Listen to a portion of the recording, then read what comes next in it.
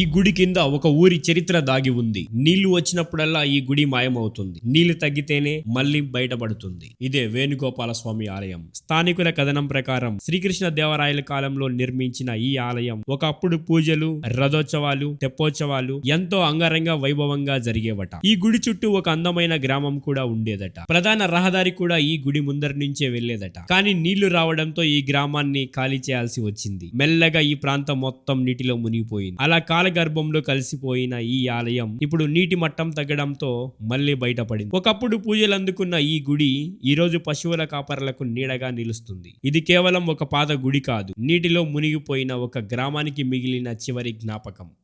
మానవ సంకల్పానికి తోడై నిలిచిన దైవం సాహో అనే ప్రపంచం.